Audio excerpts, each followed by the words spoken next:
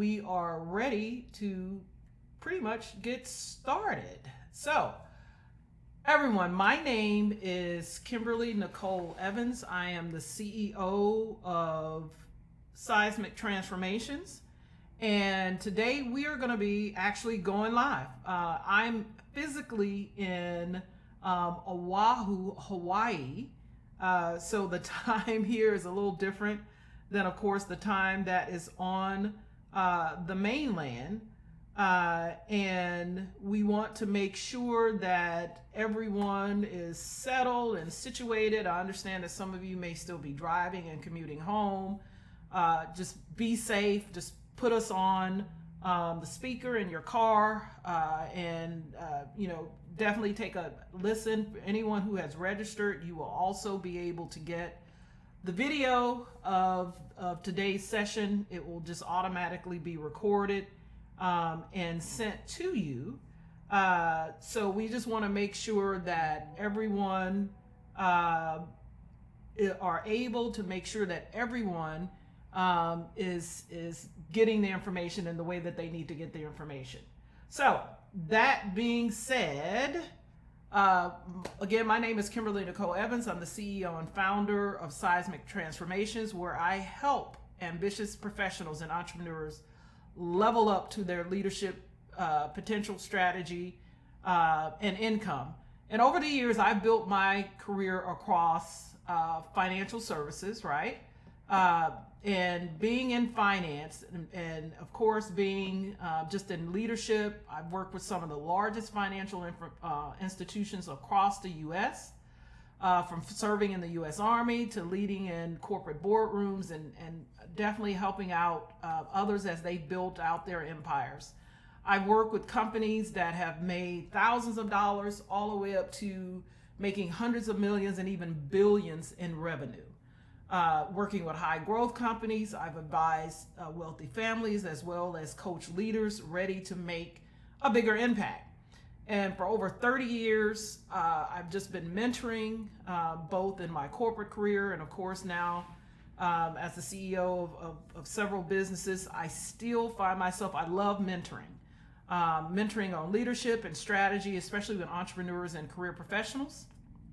And it's just something, I guess you could say, that's in my blood. I never really considered myself to be a coach of any type, but my firms are actually under consulting, and that is the part that is really where the rubber meets the road, is that I love the strategy side of what I do. I love the advisory side of what I do. And every now and again, of course, I also have to come in from a coaching background. And so that being said, I want to go ahead and go to the next slide and introduce you guys as well to my co-host today, Mr. Carlos Pena. And Carlos is actually my marketing assistant. He's done all of the advertising for Seismic Transformations. And we're actually getting some text here, and I just want to make sure that everyone is able to see the background that I'm seeing in Zoom, as well as are you guys not able to overall, let's see here.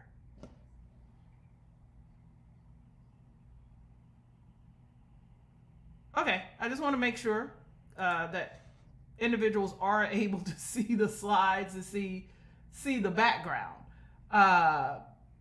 That way, if you weren't, like I said, if there's always technical issues and things going on, I just want to make sure that everyone is able to see everything that they need to see.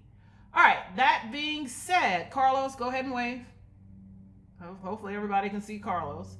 But Carlos is all things marketing when it comes to Seismic Transformations. Next slide. And today, actually, we are going to have two guest speakers. They're gonna be coming up within the first hour. I don't want to keep you guys out there for too long with our guest speakers. They have some really great information that they're going to be sharing with you today. But the C.O.R.E experience C.O.R.E is actually an acronym that I created, and it's all about taking your unique characteristics, traits, and gifts that make you an original. We're all originals, and I'm not talking about just from our fingerprints or our DNA. There are things that are part of who we are that make us original and unique, that when realized and promoted will lead to living an absolute exceptional life, right? So as I want to just share my personal story of my journey and why C.O.R.E is so important and why C.O.R.E is absolutely something that I am very not only passionate about, but I am living it. And while we are going through the process of discovering our next phase in life, whether that is as C.O.R.E professionals who are transitioning from a corporate career into entrepreneurship, many of the individuals that are in my masterminds are both career professionals, they're VP levels, managing director level, and beyond, and they're looking for their next transition. Either it's through their career or they're coming out of corporate America going into business. I also have several CEOs that are in my masterminds, and these individuals have existing businesses that are going well. They are absolutely highly functional businesses that are earning millions and millions and some hundreds of millions in revenue. And they're looking for that next part of their business to transition into. And that is what C.O.R.E is about. And it's not just about the wealth and the money. And of course that is important, but you want to be able to move your life, move your career, move your company in a direction that is calling from you from a spiritual perspective. And when I say spiritual, I'm not talking about religion. I am talking about the inner person of who you are. We all know that there is something more that we have been called to do. And as a part of the C.O.R.E experience, we dive into revealing and pulling out those things. And not only do we go through the process of discovery, we give you the tools.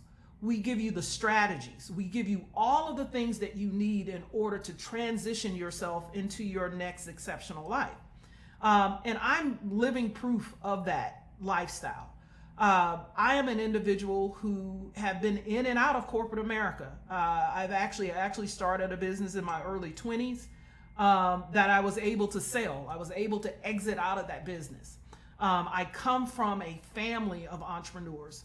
And what actually drove me to going into college, I went to an HBCU in Houston, Texas, Texas Southern University, go Tigers, was that it was the part of me of discovering why certain businesses made it through certain times and others did not. And that's why I majored in finance, minored in accounting. I must have been out of my mind to major in finance and minor in accounting. But I did so and went into banking, as well as having other successful careers. But I myself am a person that has been through transformations. I was also in the military. I'm an ex-military. I went in during the first Gulf War. And I've just gone through my life, and I've had a series of transformations and a series of transitions as I have gone through my life. And each one was really about me becoming something or someone anew. Each time I made a different transition. But I also found myself, like many people on the call today, many of you on the call today, I thought that going to school and getting a degree and then going into corporate was all there really was, right? And I had a wonderful, wonderful career, made some life friends that I still have to this day. But even while going through my corporate journey and climbing that corporate ladder, and I had a dream job, right? I led a division for a huge organization. I was able to travel, all of this through my work, but I knew that there was something more for me to be doing. And what I love about what I've established in C.O.R.E, and even all of the members that go through that go through my masterminds is that they all were under the impression that somehow they had to start over, that they had to tear it all down, they had to burn it all down in order to make that next transition, whether it was in their company, starting it all over and re-engineering it, or whether it was in their career, starting it all over and re-engineering. And absolutely, that is not what it's all about, right? You don't have to be the type of person or the type of individual that has to have any type of part of you that is solely about having to start over or tear things down. So let's get that out of our, just dismiss that as a belief. You don't have to tear it all down and start over. And let's go to the next slide. So discovering C.O.R.E. It is absolutely about building from the inside out, right? And you're not crazy.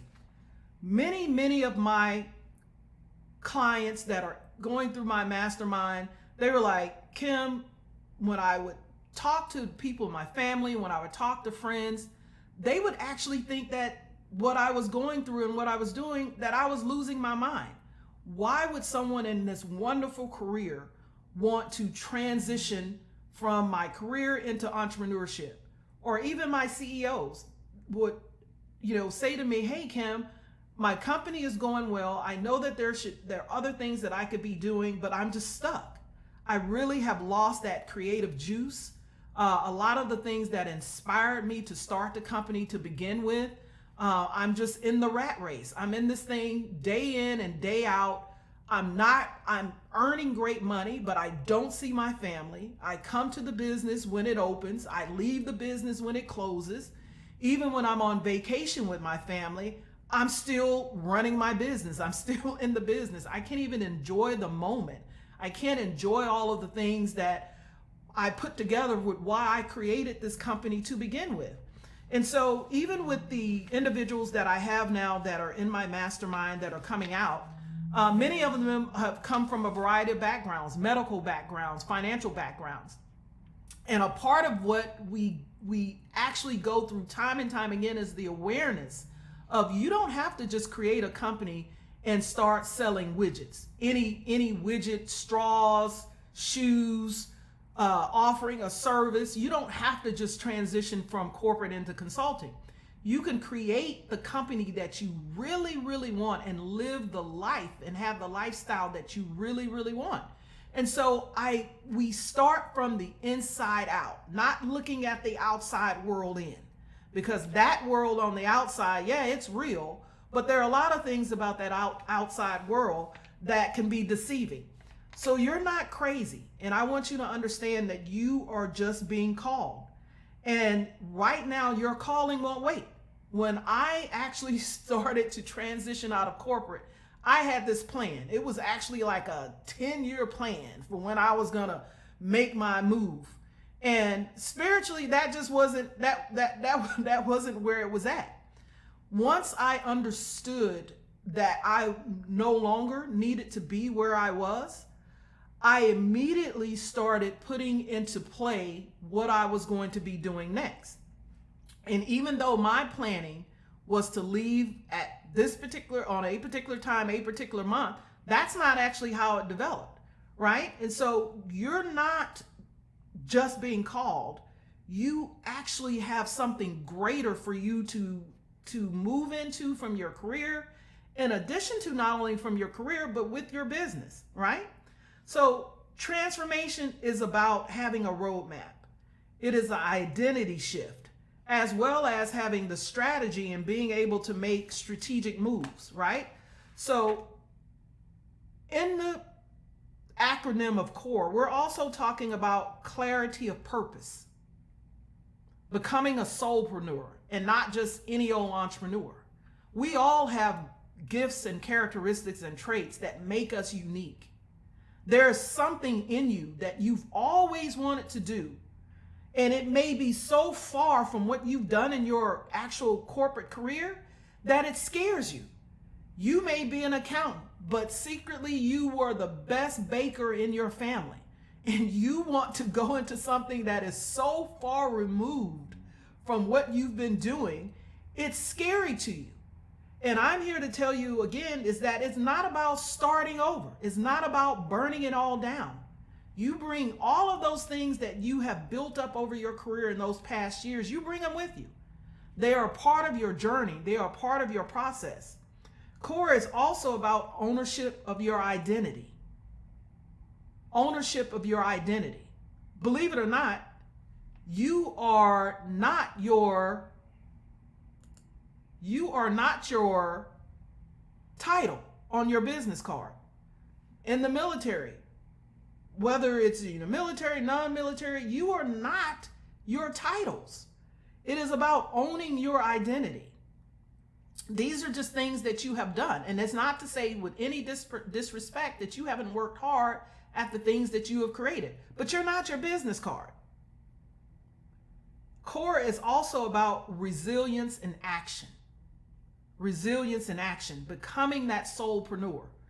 Sometimes the things that you are called to do aren't popular. They aren't popular with other people. They aren't popular with your family. They may not even be popular with your friends or some of the people who are closest to you. But you still have to have that resilience in action. And doing that inside work, that inner work of knowing really, truly who you are. And C.O.R.E is also about having that exceptional life. Having the exceptional life. It's not just about having the life that you have. Although the one that you have may be a good life. It may be filled with family and friends and love and everything that you want and need.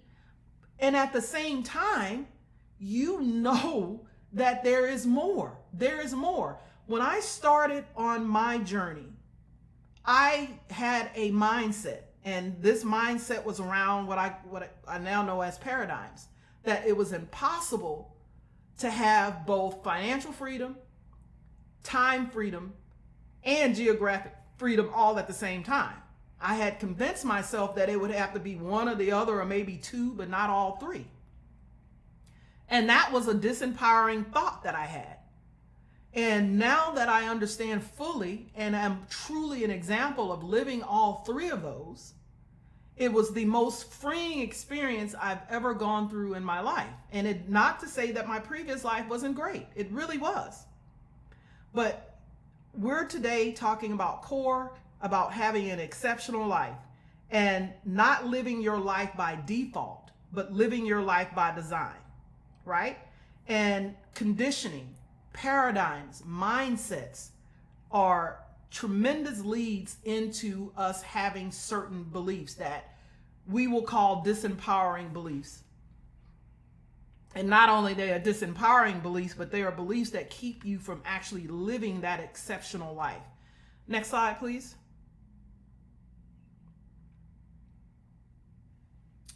So today, as I told you guys, we have two wonderful guest speakers. And we are going to really give you guys some examples of individuals who are living absolutely at their core and through their core. They have taken all of the characteristics and gifts that make them unique and special, and they are putting them into action, and they are truly living exceptional lives. And today we are going to start off with Miss Renea Jones-Hudson, right? Empowerment coach, veteran advocate, as well as a wellness leader. Renea is a powerhouse of transformation and purpose with over 20 years of military service. And I didn't line this up, guys. I really didn't. I didn't go out looking for individuals who were ex-military as well as myself. But Renea now dedicates her work to empowering transitioning military and veteran women to reclaim their confidence and thrive in civilian life. As the founder of Empowered Life Coaching Solutions, Renea delivers holistic coaching experiences that blend mental, physical, and financial well-being, all rooted in resilience and self-discovery. Now, that financial well-being, that is something I definitely am always tapped into and always wanting to learn more and get more out of financial well-being. I mean, let's just be honest, right? I got a real special relationship with my money. So along with having a spiritual relationship, I have a really special relationship with my money. And Renea is a retired Army logistics officer. She has a Master's of Science in Criminal Justice, pursuing a doctorate of psychology and health and wellness. And whenever I see whenever I see titles like Renea, it just reminds me I may need to go back and do some more work and up my game. But she is the founder of Empowered Life Coaching Solutions, VP, and I'm gonna have to ask her what's a DSP2 Waypoint Veteran Transition, the VP of the DSP2 Waypoint Veteran Transition Center, mentor for young female athletes in Beyond Self. She's an international best-selling author, plus a Brains magazine contributor. There we go, Brains. That's where that PhD comes from, that doctorate. She is also a speaker, an advocate, and an active leader in veteran and wellness communities.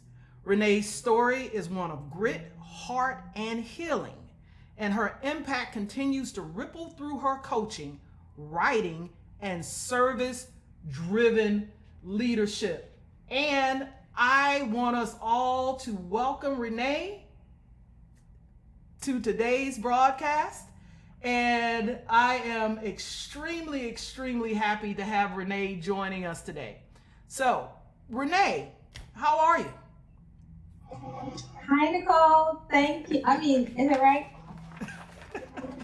You all right?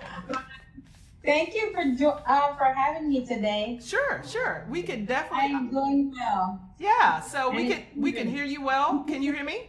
Yes. Yes, I can hear you. Can you hear me? Yeah. We can hear you loud and clear.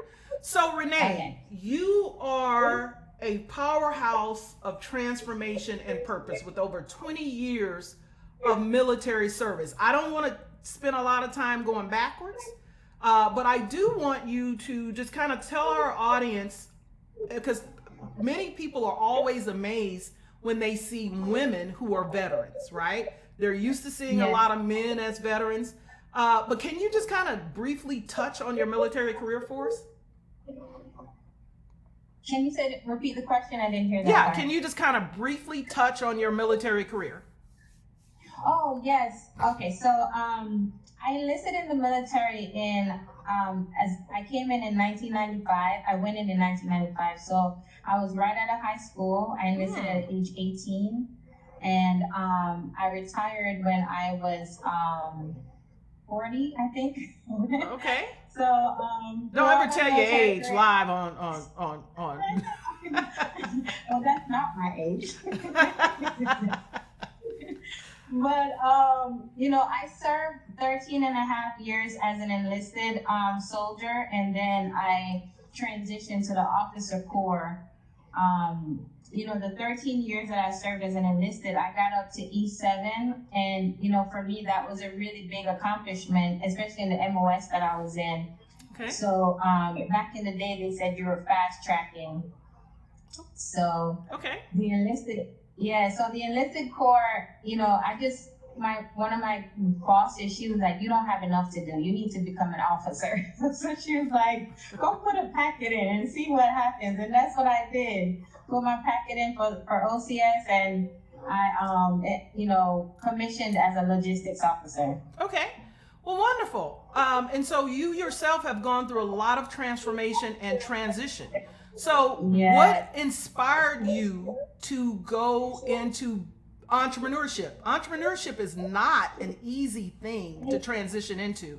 And obviously, with your education, you had many, many choices in life to make a transition. So why entrepreneurship? It kind of just fell on me because, like everyone, as you know, from the military, our plan is to go back into the federal government. For most of us, I won't say everyone. For most of us, that's, the trajectory we go on. And I did have an interview with the VA, and I had to wait 2 weeks to hear back from them. And during that 2 weeks, I was like, I don't want to do that. Okay. And it stemmed from all of the missed. So I have two children. My son is 25, and he's been the military brat. And then at the time that I retired, I had a 3-year-old. So I'm just thinking about that. I was like, I do not want to miss the birthdays. I really wanted to be in my daughter's life. Not that it's not important for my son, but I just really didn't want to go back down the same path and miss out on, just being around for my daughter. And that was kind of what shaped my decision to really just do something on my own. Now, I did not know what I wanted to do. Okay. I just, when I got the call for the job, I did get the job, and out of my mouth, without any plans, I was like, you know what? I'm just gonna start my own business. I didn't have a plan on what that business was, but like you said, it goes back to all the experiences that we've garnered, and everything, and that's what I fell back on. Okay. Yeah, which my business was not anything military related, but I will wait for your next question because I don't want to go into it and mess it up. Yeah, no. This is real, right? This is live and it's real. Yeah. So many, and it's not just women, men. We have lives, we have families. You had a 3-year-old when you were making this decision, right? And these are not small decisions. And you had options. You had so many other options of things that you could have gone in. What inspired you really to be the founder of Empowered Life Coaching Solutions, right? You're talking about blending mental, physical, financial well-being. What was the inspiration behind that? And I just want to say this: it's now beyond the uniform. My business is now beyond. I rebranded, and it's now beyond the uniform. Okay. And the inspiration behind that is something you spoke to earlier. Just going through the transition process, having just all of these, going through my own transition, I realized that there were so many shifts, so many identities that I had to, really come to grips with. And just actually the transitioning process itself, not having the resources, not having the community that we're used to, not having all those things at our fingertips, it really got me to thinking, how many people feel like me? How many women are feeling like me? And and it comes with a lot of things. And I just my whole process through the VA system, it was not bad. It was not all bad. So I don't want to put that out there like that. But I had several situations where it felt like I was just right back in a struggle. So I was like, how many of us are really experiencing this? And I used that because I thought about even some of the comments that I would hear. There's some veterans, they get out, they don't want to do PT anymore. In my case, what I look at, the way I looked at it was that they paid me to work out. They paid me to work out. So, but then, then what comes with not being physically active is, all the diseases in our bodies, all these conditions that we develop. So I'm thinking about it from that perspective, our mindset, mental, emotional, physical. Oh, and let's not talk about the financial, right? Mm-hmm. Because if you don't retire, if you haven't retired, then it's a whole new ball game for you financially. And those are the things we're not really prepped for when we get out, right? It's always, you get out, you find a job, you go through the transition process, TAPS, transition assistant program, and it's always gearing you towards a job, not really so much creating your own economy. So that's what kind of influenced me, to really really step back, take a look at what's going on with me, and I did do research and talk to other female veterans to see if I was on the same page, because I could have just been experiencing all of that or having all of those thoughts by myself. That's what I thought anyway, until I started speaking to other females in the community. Okay. And so your inspiration, just like you said, it came from your own experiences. And Yes. when you are going through the process of actually starting your company, that in of itself can be a very scary thing, right? And Yes. especially transitioning, going through the transformation from a veteran into entrepreneurship. Speak to the audience about mentally, because you deal with mentally, right?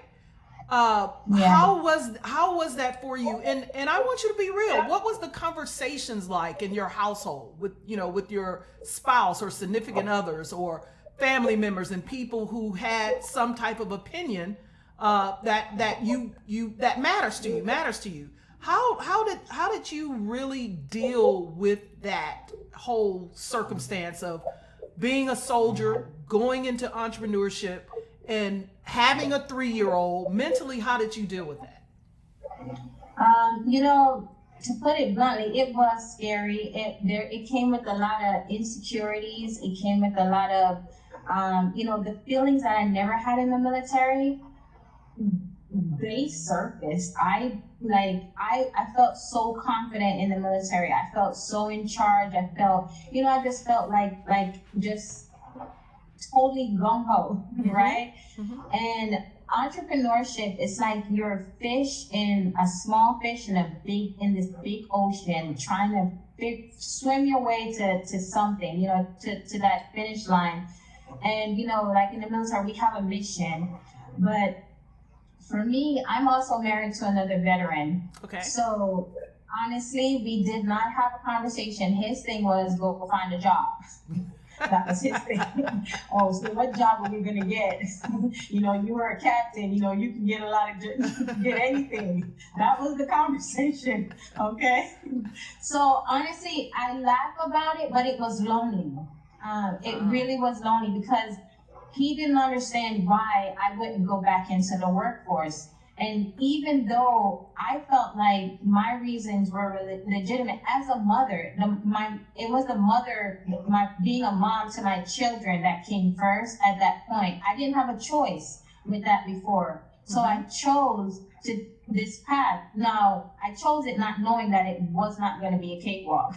Mm-hmm. Okay, I chose it thinking I'm an officer. I have leadership skills. I can do all of these things. I chose it with that mindset that I've done hard things. I can do this, right? And getting into it, it's the lowest I felt.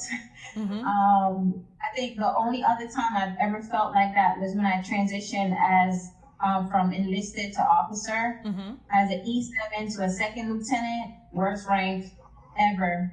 Especially if you were prior enlisted, it's the worst rank. But that's the only other time I felt like I wasn't enough. I didn't know what I was talking about. I felt very insecure. My confidence was just really low. And just not knowing where to turn for the support, because I was in a community where it wasn't like a big military community like a Fort Bragg where you go outside the gate and you can find, other vets. Mm-hmm. I was in a community where it was just the military, and then you go home to your family and that's it. So trying to navigate that space was very challenging for me. And then it was during the pandemic, and that did not help. Oh wow. Okay. Yes, it played with my mental a lot. I started having hallucinations, just experiencing some PTSD symptoms. And this is because I firmly believe that I didn't take time to transition properly out of the military. And that's one thing I do stress for anyone leaving the service.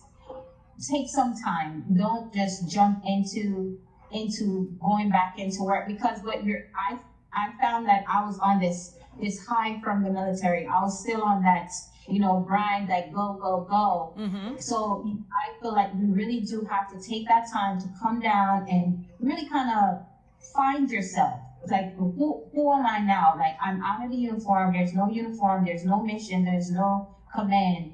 Who am I, and what do I want to do? So, okay. And so, yeah. and that was a lot about C.O.R.E. And Yes. How have you owned? How have you transitioned into really owning your identity? Like you said, the uniform comes off.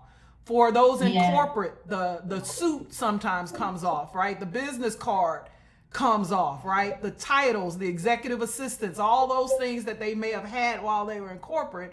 Oftentimes, when you're transitioning into especially entrepreneurship, you don't bring all those people with you. Like you said, you're kind Right. of starting You you're don't. kind of starting off. So how Yeah. have you owned your identity? Because you're looking good now. I'm sure you were looking good then, but I'm like, you looking great. Yeah, and that came with work, right? A lot of times, especially us veterans, we don't want to seek the help that we need. Now, I struggled with going to get therapy because that's just what we do. We can figure Yeah. it out, right?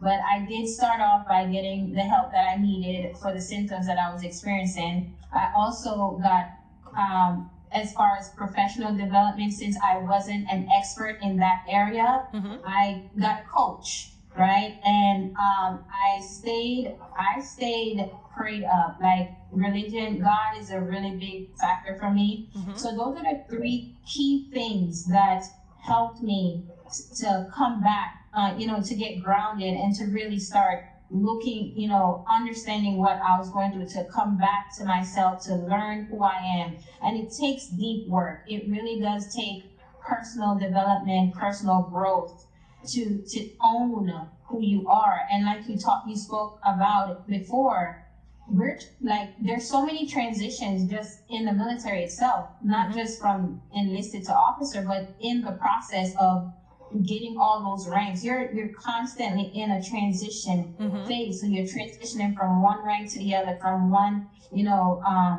enlisted to officer. So you're constantly in that phase. So just finally being able to take a moment to ground myself, to get the support that I needed along the way, because we do need help. We cannot get through our journeys by ourselves. Community, finding community, it was in the military, everybody was there. When you get out in some places, like I mentioned, you have to go seek your community. And if not, you got to create it, because sometimes they just need a leader. They just need someone to start it up, and that's how I kind of got to where I started owning it. And I just want to say this last thing is that it's ongoing work. It's Mm. not it's not a one and done. You're constantly, because you're shifting it every day. The more you grow, the more you know is the more you grow, and the more you have to reel in. You gotta lean into those support systems. Okay. Yeah, no, and thank you for being vulnerable. Thank you for sharing. Because there is so much mental work in transitioning. And even with my mastermind participants who are just simply moving from one position in their career to the next position, right? Like you said, there are so many inner shifts and inner transitions, Yeah. and each one oftentimes requires something mental. And not only just mental, spiritual, right? Something that you can ground yourself to. And that is a part of like the mentorship, the coaching, the consulting, the advisory part of the work that we do is really helping individuals to understand. I love what you said, community. You're not alone, right? Always see, there are a lot of people who just individually, they just want to do everything on their own. Great. Yeah. But they are actually in the minority. The majority of us seek community, whether it's through church, whether it's through organizations, whether it's through mastermind groups, we seek community. And so you don't have to do all of these things on your own. And I love how you said that you went and you got, just some help. Sometimes to work with a life coach, even, with you beyond the uniform, you need someone who's been there, done that, right? And I call it proximity. Working with someone who's gone through what you are about to go through cuts down your path from where you want to be to where you are now to where you want to be. It cuts down the time. You don't have to go through all of the pains. You don't have to go through all of the challenges when you're working with someone like a Renee Jones-Hudson, and you're coming out of the military or you're just transitioning, period, right? To be able to work with someone like you who has been there, done that, you actually have walked the walk, right? Iron sharpens iron. And I always say to individuals all the time, be wary of any coach who tells you that they've never struggled at anything, that they've never had any issues or any problems, and that they just went about their lives, went about what they're doing, with white gloves on and no issues. And my response to always back to them is, well, how are you gonna help me? If you haven't experienced anything, you haven't gone through anything. I'm glad your life has been so wonderful, but I think I'm gonna move on to somebody who's had some struggles.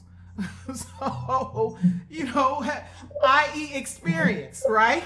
So who have been there, done there. So let's go. And if someone were to want to work with you, can we go to the next slide here, Carlos?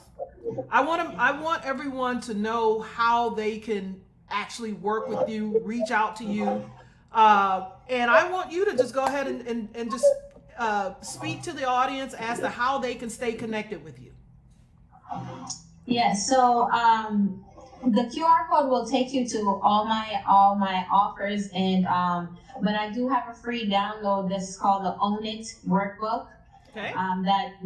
Yes, when you scan the QR code, you'll get it. But to connect with me, I'm on social media on all platforms at Renee Jones-Hudson. So it's just my name without the hyphen.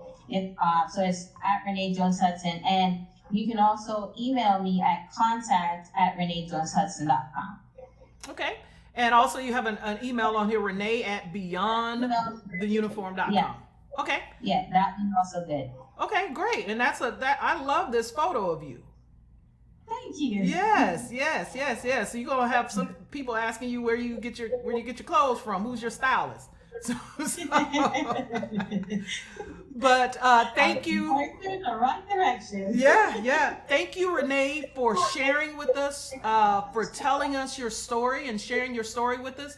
And I want everybody to absolutely make sure that you just take a photo, QR code, to be able to reach out to Renee. Even if you were not in the military, or if you know someone, and most of us know someone in the military and they're transitioning out. And Renee, when I transition out of the military, I wish I had someone like you that I could reach out to. There's lots of government, type organizations out there, but it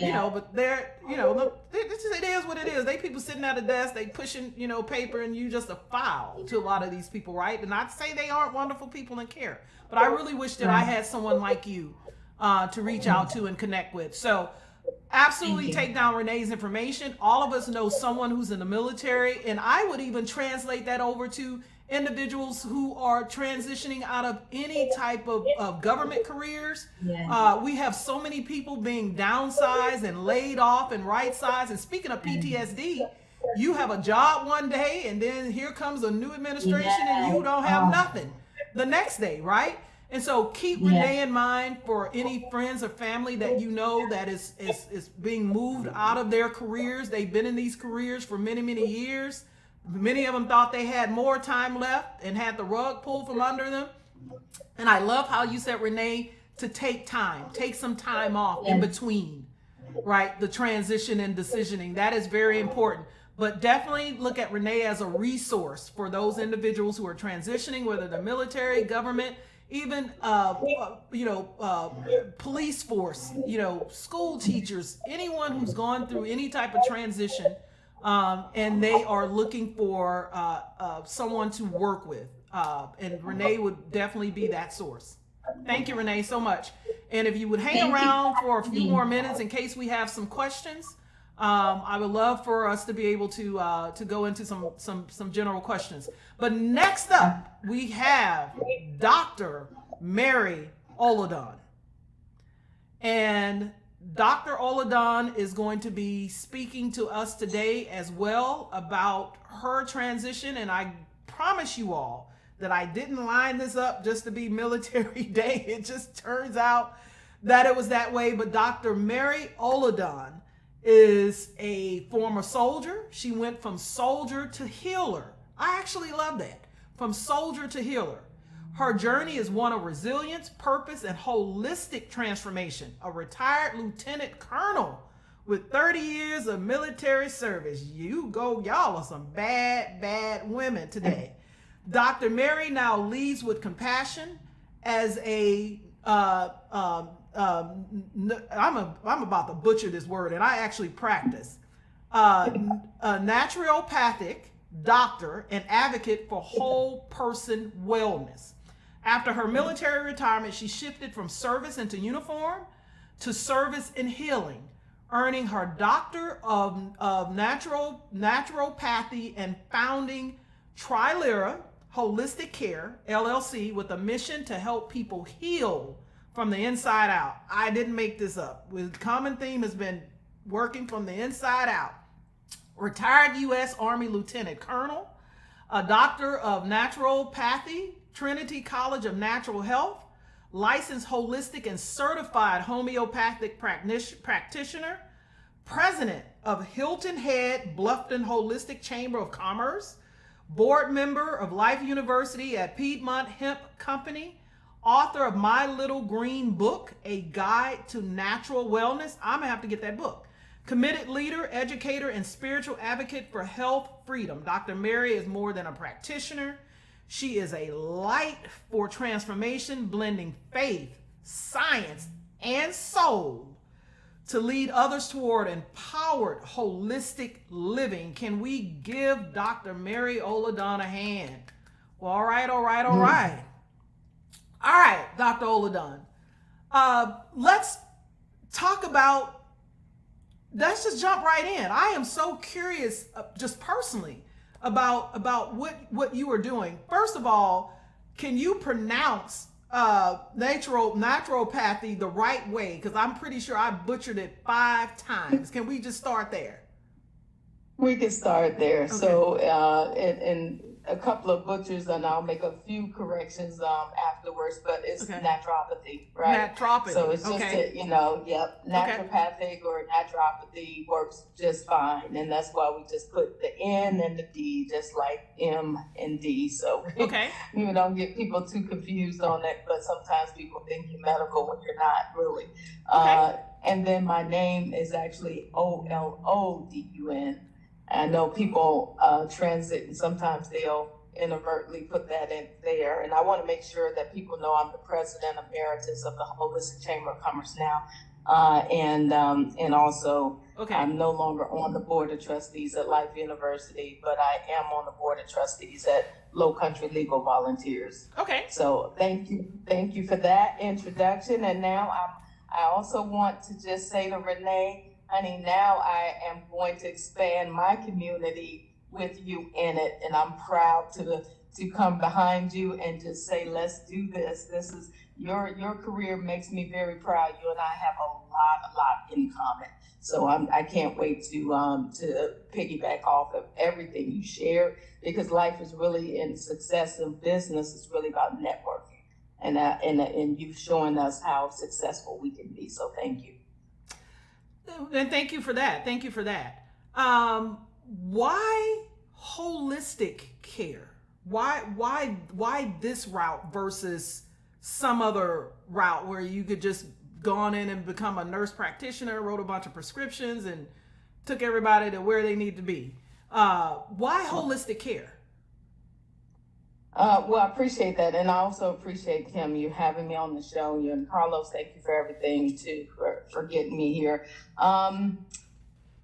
It's a journey. I think some things in life you choose, and then some parts of life, especially for those of us who are spiritual, we understand that you're chosen for, right? So, I really was a sickly kid, and I didn't learn until I was 51, and we'll talk about this a little bit later, but I didn't learn until I was 51 why I was a sickly child. But that led me to really digging into learning more about doctors and nurses, because when I was a kid, my mother's currently 94. So she was born in 1931 when they didn't go to doctors like that, right? So by the time we came along, living on the south side of Chicago, she's very proud to have insurance and could take us to the doctor. So I found myself sitting there looking at nurses and doctors wondering, what are they doing to make me feel better? And so I followed the footsteps and actually was blessed to get my nursing out of high school. One of 3 kids out of 500 who actually finished the program. And I piggybacked off of that, literally finding out by practicing nursing and helping in the area of postpartum care and OBGYN that people were having the same problems over and over, even though we were number 3 in terms of healthcare technology, but we were number 38 at the time. Now it's even bigger number, but we were number 38 at the bottom. And I had to, wonder, how can we be this far from the helping people? How can we have this type of disparity? And when I realized why, I said, oh, we don't really have a healthcare system, we have a sick care system. And so it was actually designed to be the way it is. And so when I understood that in my 30s, I, being a spiritual person like you all, a Christian born and raised, and I love the Lord, and he was my only father on earth. And I could tell you, I couldn't rightfully, with a golden heart, move forward in medicine, knowing that I wasn't giving people real answers. That's okay. why. Well, that is definitely, and Dr. Olodun, you're not by yourself. More and more individuals with health and medical backgrounds are speaking up and speaking out towards what you are saying. It used to be taboo. I spoke to many people and they would say, I couldn't say this or do that because I would have ruined my career, right? I wouldn't have been able to progress in my career or move along in my career because that was just something that you didn't do. Although many people realized that it was a sick care system, right? There were, as they said, many other powers that kept them from really being able to work with people the way they wanted to be able to work with people. So here you are again, you're retired, highly educated. And you just stated that this was a soul move for you. And, but there were any number of ways that you could have delivered your knowledge, work with people and help people. Why go the route of creating Trilera Holistic Care? I mean, a whole business to be able to do what you're doing. Yeah. And so when I explain to people, because I constantly, the West Coast have a better idea what naturopathy is all about. East Coast, not so much. And that's because, and the reason is, they only license, there are 26 states that do not license naturopathic doctors, right? Okay. And you will wonder why, if most of us, or none of us, are really in, I shouldn't say none, very few are in the prescribing business, right? But at the end of the day, maybe that's why, right? But at the same time, I tell people, I said, well, not only do we as Christian people, those of us who are, or people of any faith, you're walking a narrow path on this earth, right? So I was chosen to walk this natural path. And it led me, my mother was an entrepreneur. I grew up not even understanding what the word, I probably couldn't even say the word entrepreneur when I was a teenager, but she had her own catering business. And so, we were adapted into it, where it was like, you don't have a choice on the day of the actual event. Everybody put on an apron, everybody got around, and everybody was serving. And so, as cute as I might have been, my mother expected us to be on point. I didn't want to have anything to do with business coming through, because I felt like it's just not my thing. I just want to help people doing this and that. Well, lo and behold, as I became more educated, and I got this along my 30-year career, because I did Navy, enlisted, intelligence corps. Then I went to school, and then you talked about Tigers. I was commissioned out of Hampton University, go Pirates.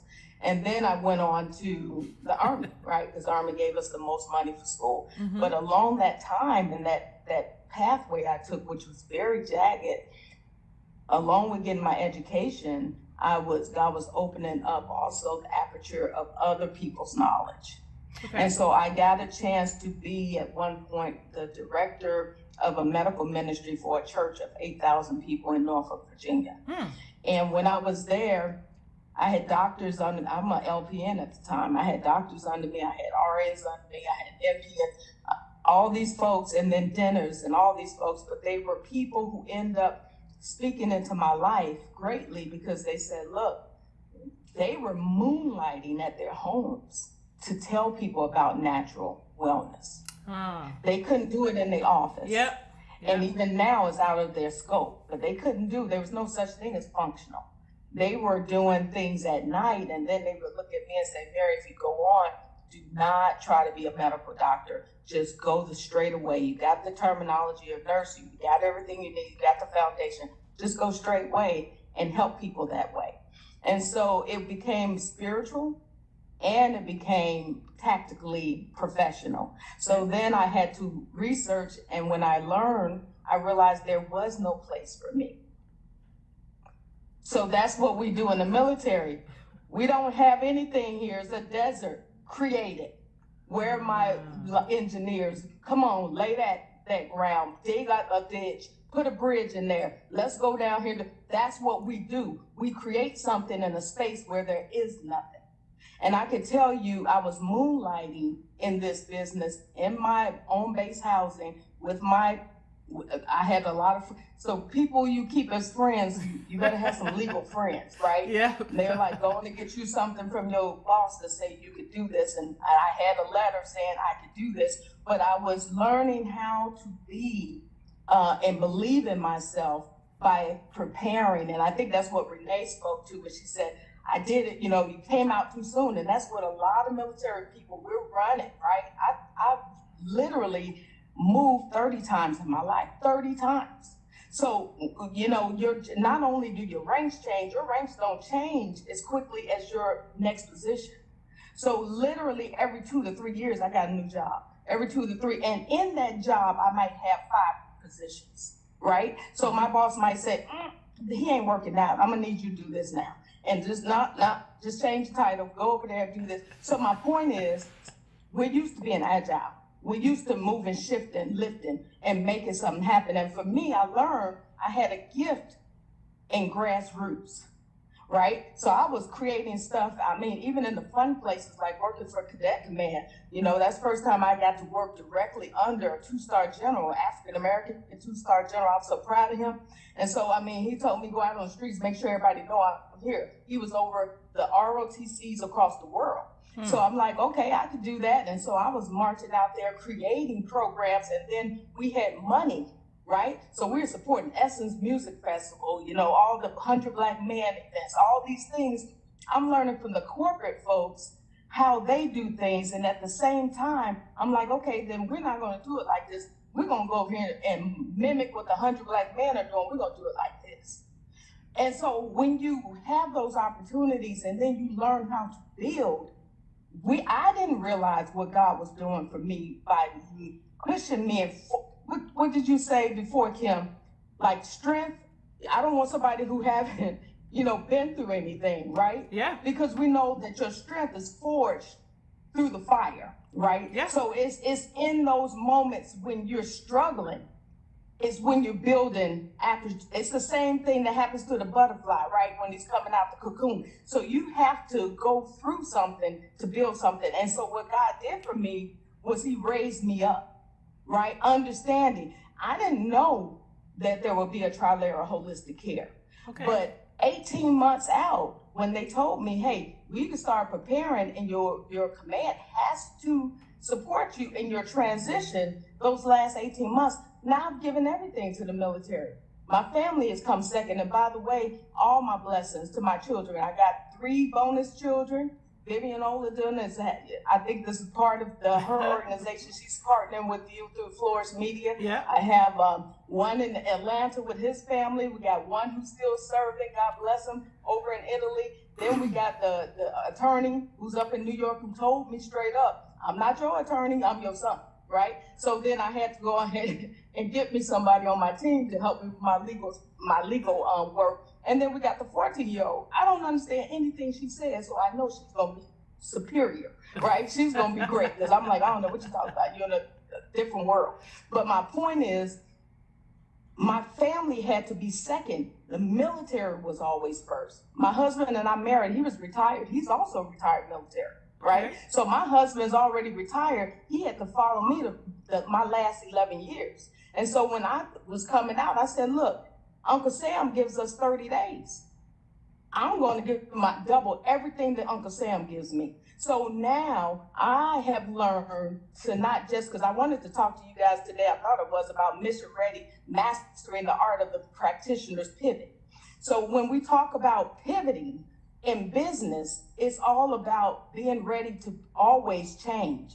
So I learned then, I said, okay, I'm going to transition. I'm going to give myself these 18 months. And I slowly start to get every bit of knowledge that I could squeeze from every place, anywhere about my business. And so by the time, and Dr. Olodun, I want to stop you right there, because we do have the slide up that says understand your pivot, plan your pivot, communicate your pivot, right?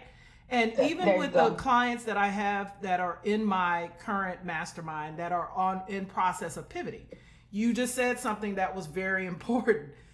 As you're going through your planning, and as we're going through it, and we're giving individuals the strategy and the tools to make their transition, one of the things that I do coach my clients on, consult my clients on, is just what you stated.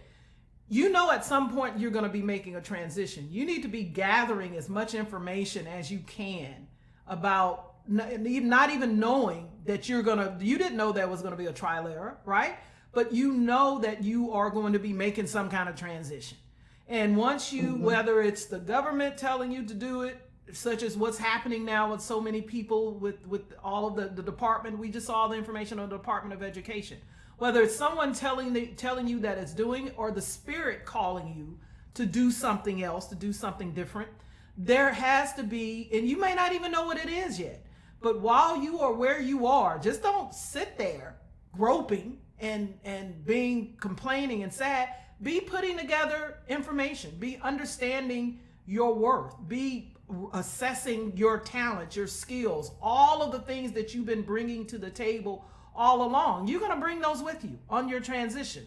And so when you say understand your pivot, plan your pivot, communicate your pivot, and I want to go into how individuals can also contact you, because you need your own show. We need to have a whole hour for what you got. Just briefly tell us about understand your pivot, plan your pivot, communicate your pivot. Absolutely. So working on in the business and on your business are two different things. Okay. And so I take time out twice a year, July, December, focus on the family, but I also take that time out to look at what's changing my trends. So Google gives us trends. If you have a website, most of us don't even get into this without one, right? You can actually get reports of your trends. And what I thought and who I thought was my target market when I first started the business back in 21 it's been proven that there no longer are. I thought it was middle-aged women. And so now I realize it is, like you said, the world is changing. The millennials and the disease are saying, I don't want my mom and grandmama's medicine. It's them who are looking for wellness. So there's no reason for me to be in a clinical setting if I know I can do the most work with them across the country through a virtual platform. Okay. So January, I changed from the clinical setting to 100% virtual, right? Wow. And I even added a virtual store so that people can get tested, third-party tested supplementation as well. But then in understanding that, once I understood it, I didn't just do it. I didn't run out the door doing it. I had to make sure that I planned it, and I talked with the folks on my left and right, my team, about how do we make this happen. And so we worked together to come up with a strategy. And then once I closed my business in December, we raised on January 1st with me being 100% virtual. And then I made sure in December we were communicating to my clients along the way that we are now 100% virtual. Okay. So that's what I mean by the protocol. That's I think a pivot protocol. And wonderful. And next slide, Carlos. But again, that's what we're talking about. Oftentimes, as you're going through this process of transition, as you're going through this process of transformation, you are going to not come out on the other side the same way that you started. And along the way, there is going to be some decisions that you would have to make. I love the way that you stated that who you thought was your audience in the beginning. As you gathered data, made information, you realize that, and you are absolutely correct. There's a whole generation of people out there who are more than open to understanding alternatives to their, like you said, their mother's medicine or their grandmother's medicine. And they are wide open to understanding and receiving the information. They're just looking for good information, because there's all kind of bad information out there. But you are good information. Right? Lieutenant Colonel, you've done the work. You got so many accolades. I got some of them wrong. So, but I want people to understand how to get in touch with someone who's knowledgeable as you are, as passionate as you are. And like you said, you have walked the walk. You've been there, done that. Iron sharpens iron. So Trilera Holistic Care is now 100% virtual. So we have your QR code, and I want you to walk the audience through how they get in touch with you. Absolutely. So type in TrileraHolisticCare.com. You're going to go right to my landing spot, and that's my front door now. So you just make an appointment with me, and then we go from there. Make sure that you're a good fit, right? Because I'm doing you a favor, me a favor too. We're not going to waste time on this. You also can, this is the month we actually update the website. So by next week, we're gonna unveil the newest site, which will show where people can actually get to the virtual store as well. So yeah, you don't have to be a client to use the store. We encourage people to do that. So you don't want those Amazon products. You don't know how long they've been in somebody's trunk. You want to make sure that you're getting good stuff directly from the manufacturers. And so that's what I have for you. And I mean, I'm open for questions at this time. Thank you for having me too, Kim. Okay, thank you. Thank you so much. And that's that military in it. Like, get right to it. We want to make sure we're a good fit. We're not going to waste your time, not going to waste my time. But I do appreciate the fact that you said just that. A lot of that stuff that's out there on Amazon, you don't know where it's coming from. They could be placebos, that could be candy in those bottles, and people are just out there buying them, right? They do that because they do imitate other manufacturers. They're doing it. Yeah, so it's out there. Be very, very careful. All right. Well, I do appreciate you both, and if anyone out there has any questions, go ahead and type them into the chat. Carlos and I will take those questions. And I know I promised you both that you did not have to stay around to the end of the show, but if you could stick around for another 5 minutes, that would be great. In case there are any questions that come in, and always afterwards, because this is live, we sometimes will get questions after the fact, and people will want to know how to contact you as well. I'll make sure that we get that information out there to individuals wanting to contact you after the fact. But I want to thank you both for being on the show today. I have learned something absolutely tremendous from both of you. I'm sure the audience has learned something. This is going to be taped. It is being taped. We're going to get the short copies out there as well. And we'll make sure that any questions that come in, because I can't answer any of these questions, especially when it comes to holistic, any type of medicine, none of that type stuff. We will make sure that we get the information to you. So thank you so much for being on today. And if you could just hang out for 5 more minutes, that will be great. And we will make sure we get your details posted out there as well. Thank you so much. Thank you. And thank you, Carlos. You're probably the smartest one here. Kept your mouth closed. All right, Carlos, can we go to the let's keep it rolling. All right, everyone. Thank you so much again to our guests. Now we're going to go into transitioning with strategy, and I promise everyone that we will be ending on time today. But I want to talk about, and we heard it from these bold leaders today that was on our call. We want to transition with strategy and not fear, right? Fear is just false evidence appearing real. And I want to touch on something because fear, the type of fear that keeps you from moving forward, is disempowering. But there should be in your life, when you're transitioning, especially when you're trying something new, we're human. It is human to have some apprehension. It is human to have a little bit of fear over your next thought, right? Just as Renea stated, she's a captain. Her husband is thinking, hey, you need to go out there and get another job, right? There was fear when I transitioned from my good job in corporate to unknown in the entrepreneurial world, right?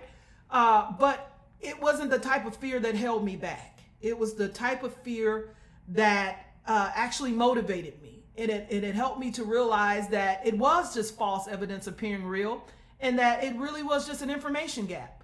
There was, as I worked through my program that I now teach my mentor, Bob Proctor, talks about the knowing doing gap.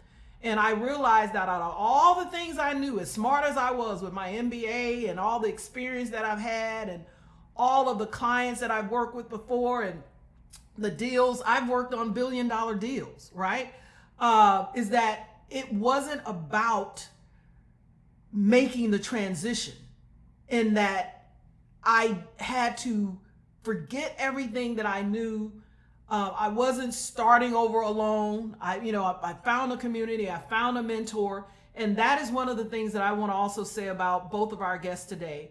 That they are not only business owners and CEOs, and they are also mentors, right? You don't have to start over or burn it all down. And I also want to just talk about, and it's very important we talk about why most shifts fail, why most people fail while they're making a shift. It is not always going to be clear. It is not always going to be a straight path. But you have to be able to ground yourself to something, whether it's your God, whether it's Jesus, whether it's Krishna, whether it's Buddha, whether it's whomever. It could be your uncle who's wise and always gave you good information. But most shifts fail because as you start to move down your path of change, as you start to move down your path of transition, you really hadn't bought into who you are, let alone who you are becoming. I love how Dr. Olodun stated she had to go back and remind herself, I come from a class of people who start off in the middle of nowhere in a desert. And then we build bridges, we dig ditches, we take nothing, and turn it into something. It is critically important that you have the mental mindset and the mental strength, and not only mental, but the spiritual strength to be able to lead you and guide you through your transition, because there will be times and there will be moments where it's not all coming together as you plan. It's not all hitting the way that you thought it was going to hit. It's not raining money like they show online, how people go from nothing to millions, as they tell you, overnight.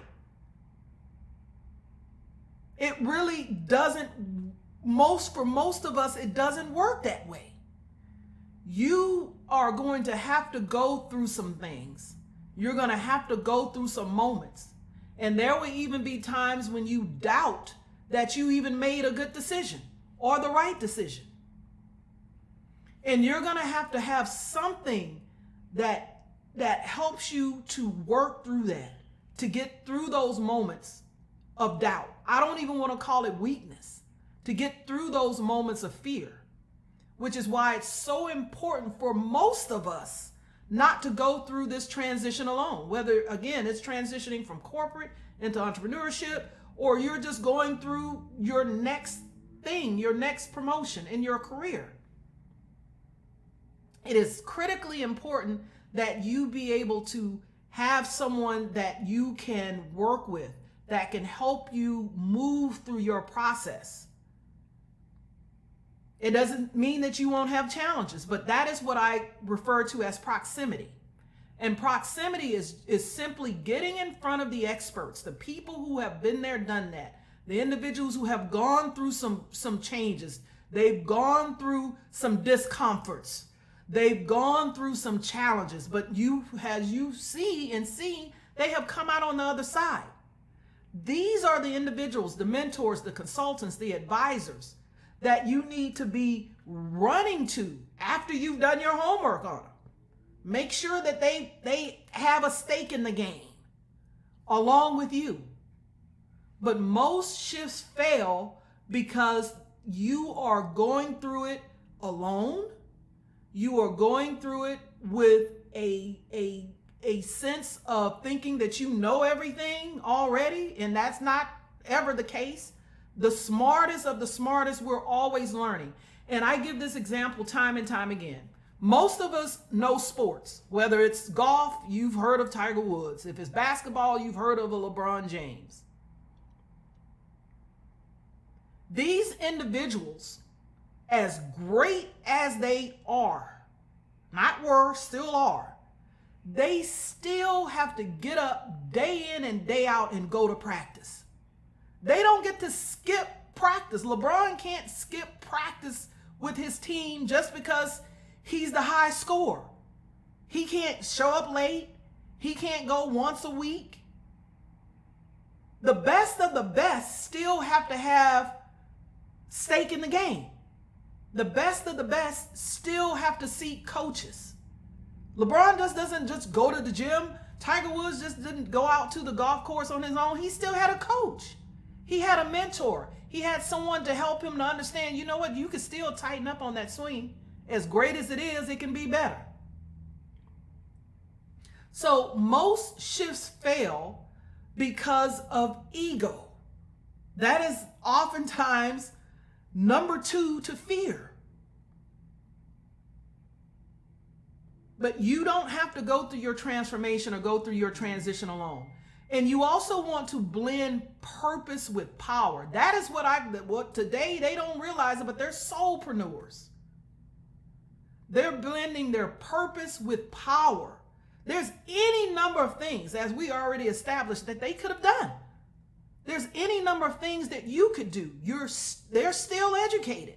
They still have the degrees that they're holding or working towards. But they made the decision to blend their purpose with the power that they had already established for themselves prior.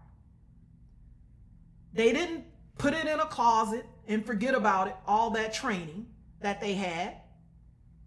And many of you don't realize that you have more resilience than you ever thought you had. And if you're in a career, if you're in a business and your business isn't challenging you or your career isn't challenging you, you should not be comfortable, most likely, where you are. There is something more for us always to be doing. My mentor, Bob Proctor, always states that if we're not growing, we're slowing. You should always be expanding. You should always be growing. We live in a universe that our God created for us that's forever expanding. And as whatever spiritual deity that you believe in, or for some of you may not believe in, but absolutely, we live in a universe that is full of potential and possibilities. And it is forever growing, forever expanding. And as human beings, we should forever be growing and forever be expanding until the day that we decide that we no longer want to do so. My mother just recently turned 87 years old.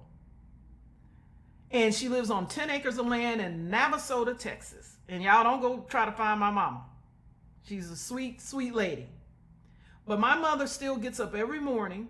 She has a greenhouse. She has plants, flowers all over the yard. She waters her plants. She has 2 riding lawnmowers. And she often will just choose which one she wants. and she will get on her riding lawnmower at 87 and cut her grass. Now, she don't have to do this, keep in mind. My oldest brother lives out there with her, and we've been trying to pay people to come and cut her grass, and she moved into her house. She just won't let them do it, because as far as she's concerned, they never do it right, or they run over one of her tomato plants or something, and then they get kicked off the property. And there's only so many people you can hire in Navasota, Texas to cut 10 acres of land. Once you done went through everybody, that's that, right? But I want you all to understand, as human beings, we were born to create. We were gifted with certain talents, characteristics, and traits that call us to our uniqueness. And with that, with the training that we already have and with the visions that you have for how you want to serve, you can blend your purpose with power. Next slide, please. So the core transition map for business and life. I promise you all that I will give you a 30, 60, 90-day plan in a 3-part model, right? For identifying your shift, a vision of redesign, and absolutely strategic execution. But I want you to, before you go into your next transition and before you go into your next shift, there's 3 critical things that I want you to focus upon. I want you to focus upon building your identity. And that's doing the inner work. Ask yourself, who am I? And I don't want you to look at your business card. I don't want you to look at the uniform that you're currently wearing. But I want you to start to build upon the identity of your future self. Not just the self that you are now, but your future self. I want you to build upon the blueprint, have strategic clarity, and that is where it comes in, where I'm going to give you some strategies that I want you all to focus upon. And I also want you to look at something about sources and resources, right? Building your income bridge as you go into your next transition, as you go into your next transformation. And oftentimes individuals will come to me and say, I've been laid off. I don't have this. I don't have that. I don't have the resources. Absolutely, you have the resources. What you're lacking is a knowing doing gap in regards to how to identify where your resources could potentially come from.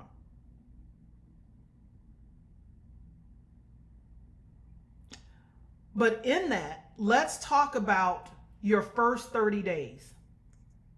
In your first 30 days, I want you to spend your time doing the inner work. I want you to spend your time studying. I want you to spend your time reading. I want you to spend your time meditating. I want you to spend your time praying. The first 30 days are really all about the bridge and you sitting down and being able to sit in silence and realize, again, who you are. And I'm not talking about who you are when it comes to all of your titles, but who you are as a spiritual being that is incarnated into a physical being, that has taken on several roles throughout your life: mother, wife, husband, lieutenant colonel, captain. But in order for you to make the soulpreneur transition, it is not about just putting together a business model. It is really about you doing that inner work. So within the first 30 days, I want you to focus on self. I want you to focus on who you are, identifying your traits, identifying the unique things about you. And if you can't identify them, that's when you also start to talk to friends and family to find out the things that they see in you as your strengths, as unique to you, your character. It is a time for you to reflect upon your relationships, not only your professional relationships, but your friend relationships, your family relationships.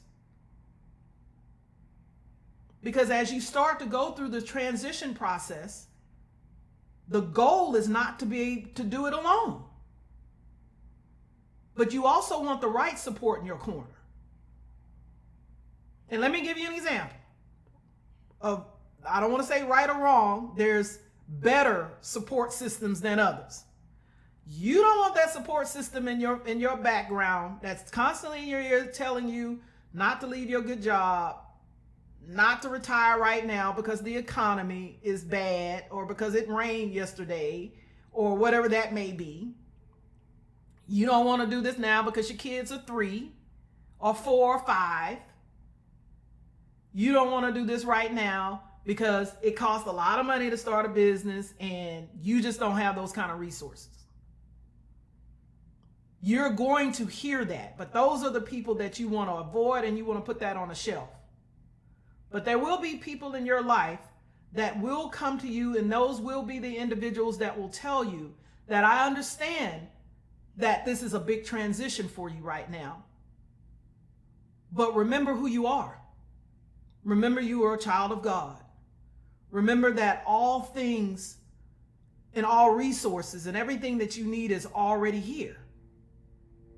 Or remember that you have family and we got your back. Remember that you're smart, and I'm pretty sure that you will identify the right resources or the right ways and to figure this out.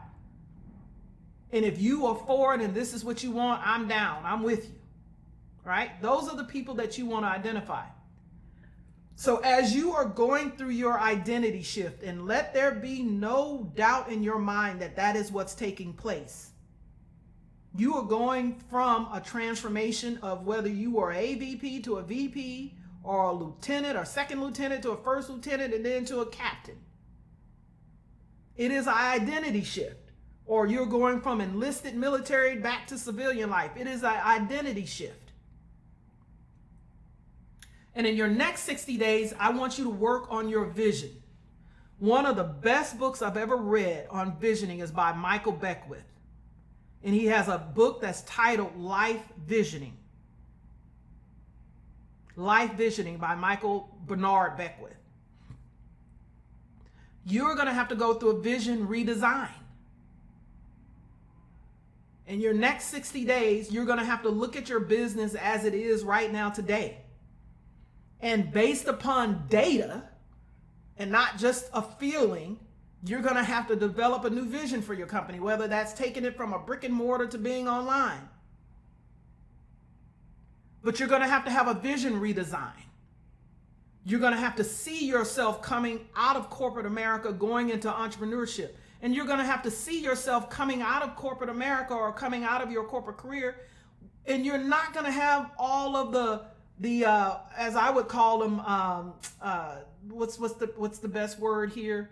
You're not going to have all the luxuries that you had in your corporate career. The printer paper is going to come from you, right? The pen that you get, you just can't take a pen out the supply cabinet. That's going to come from you. So you have to start seeing yourself, and I have an entire series and a mastermind that's on C.O.R.E. That's just for beginners, newbies who are transitioning out of where they are and going into something different. It's an 8-week mastermind. But we spend a lot of our time talking about vision redesign. You're moving out of the passenger seat into the driver's seat. You're going from being the co-pilot to the pilot. And with that, you have to start seeing yourself differently. That doesn't mean that just because you may manage 100 people or 5,000 people, guess what? You manage them. They're not your employees. You're not responsible for their paycheck or making sure that they have insurance and other things. When you go from being in that role as a managing director or as a lieutenant colonel,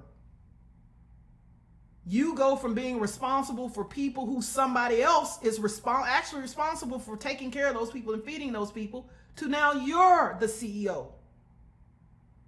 And although both roles are important, they ain't the same.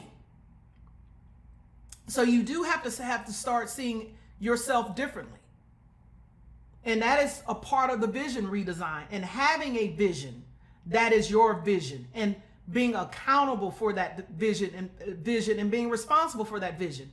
When you are whether it's in the military, I was in the military. Whether you're working in corporate, I was in corporate. They gave me a mission statement and a value statement. And they gave me every day, I had to sit down. They said, these are your KPIs, and we want you to execute on these KPIs, these key performance indicators. Guess who the vision is going to come from when you make that shift? It's going to come from you. And in the last 90 days, this is where the rubber meets the road. We are talking about strategic execution. And you could be the best planner, the best leader, a 4-star general. These are all skills that you need to bring with you. But until you've actually had to sit down and plan out the day-to-day strategy in the back office operation for something that's yours and your own, you haven't done that before. And it doesn't mean that you can't successfully do it. But what I am saying to you in your strategic execution is don't be foolish. Go and find someone who can help you that's an expert in that area. Whether it's operations, whether it's leadership development, and you may even be a leader. But as I gave the example before, even LeBron James still has to have a coach. And he's arguably one of the, non-arguably one of the best of the best, if not the top 3 has ever played the game. The best leaders still have to have a leadership coach or a mentor or someone that they look up to. And they don't have to be your age. They could be younger or older. They just have to have had the experience and been there, done that. So that's where proximity comes into play. First 30 days, work on you. 60 days in, you're defining your vision for what it is that you want to create. Because as a creator, everything that's in front of you today is what you have created in your life. And you have to have a new vision for your life. Strategic execution the next 90 days. Get help. Work with a mentor. Work with seismic transformations. Work with the Renea Jones-Hudson. But work with someone to cut down the proximity and the time that will take you to get from where you are to where you want to be. Next slide. So question and answers. If there's not any questions in the chat, I don't see any popping up. But if you guys, again, do have any questions, you can shoot them out to us. I know oftentimes people don't want to put their questions out there, especially when we're live, but that's okay. There's no such thing as a dumb question, as our first grade teacher would tell us all the time. But if there aren't any questions, next slide. You guys can reach out to me. Carlos is going to drop in the chat box how you guys can schedule a meeting with us. Quick meeting, 15-minute meeting. We'll go through our different programs to help you out, see what's the best match, what's the best fit. I love the way Dr. Olodun said we don't want to waste anybody's time. We have 3 programs. And so if one of the 3 work for you, great. If not, you can find somebody else. But we could definitely schedule a 15-minute call to go over the programs with you, to let you know how we work, what it looks like to work with us. Next slide. And we're all over social media as well. I am on LinkedIn, Facebook, Instagram, X, Pinterest, YouTube, you name it. That's all Carlos' stuff. That's his playground. And if there aren't any immediate questions, I want to thank everyone for attending today. I want to thank both of our speakers. We will be uploading their information as well for you guys to contact them.